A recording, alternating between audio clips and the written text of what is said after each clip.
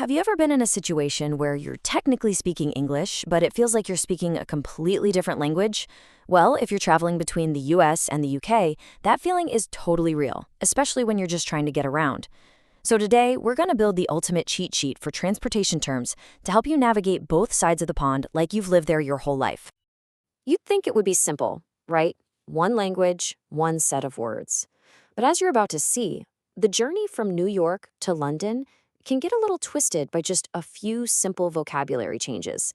And trust me, when you're trying to get from point A to B, knowing the right term for something is absolutely everything. Okay, so imagine this. You've just touched down in London. You're excited, ready to explore. You walk up to a local and confidently ask for directions to the subway. They just kind of look at you, confused, and then point you towards a dingy pedestrian underpass. This exact mix-up is why we're here, to make sure you end up on a train, not just in a tunnel underneath a busy road. So where does our trip even begin? Well, before we even think about packing, it starts right at the booking stage. Getting your tickets is step one. And believe it or not, the language differences start right here. First things first. Let's say you're just heading out and not coming back right away. In the US, you'd ask for a one-way ticket. Simple. But in the UK, while they'll probably figure out what you mean, the proper term is actually a single ticket, as in one single to Manchester, please. So what about the journey back? In America, you'll want to book a round-trip ticket. The Brits, on the other hand, they keep it short and sweet. Over there, it's just a return ticket. It's a small difference, for sure, but asking for the right thing just makes the whole process go that much smoother. Okay, so you've got your tickets, you've landed, and now the real adventure begins, navigating the city streets. Let's dive into the vocabulary you'll need to get around town without looking like a tourist. Right, this is the classic mix-up we were just talking about. In a city like New York or Boston, you're heading for the subway. But in London, you need to find the underground, which, as you'll hear pretty much everyone call it, is the tube. This one is absolutely crucial if you want to avoid that confused stare. Now, pay attention to what's under your feet. This is a big one. In the US, you walk on the sidewalk. In the UK, it's the pavement. And here's why this is so important. In America, the pavement is the actual road where the cars drive. So yeah, a very, very important distinction to keep in mind for your own safety. Need to grab a ride? Good news. The word taxi will work perfectly fine no matter which country you're in. But you'll definitely notice that Americans also use the word cab all the time, which is probably a little nod to those iconic yellow cabs you see everywhere in cities like New York. You see those electric vehicles running on rails right in the middle of the streets? Well, in American cities like San Francisco or New Orleans, you'd be hopping on a streetcar or a trolley.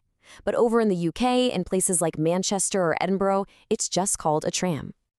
Okay, so you're following directions on your phone, and you get to a point where two roads meet. In the US, that's called an intersection. In the UK, a simple four-way meet is often a crossroads, while junction is a broader term for any point where roads merge or cross, especially on bigger roads and motorways. All right, we've totally mastered the city, so now it's time to hit the open road.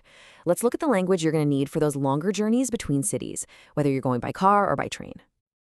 For those main arteries that connect towns and cities, Americans will get on the highway or the freeway, the big multi-lane roads for high-speed travel.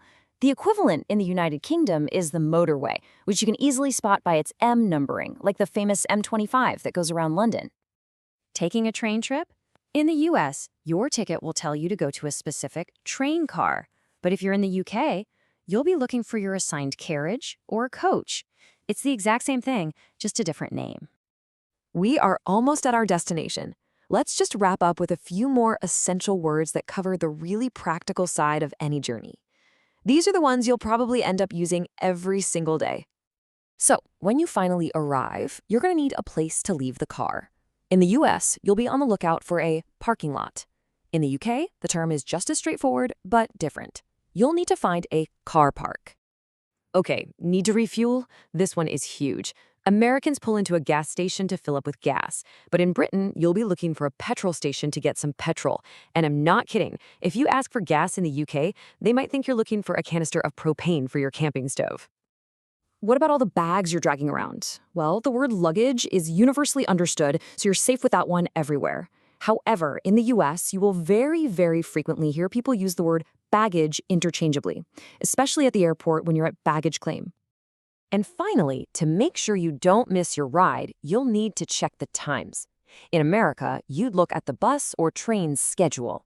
In the UK, you'll want to consult the timetable. Okay, wow, that was a whirlwind tour of transatlantic vocabulary. So, let's do this.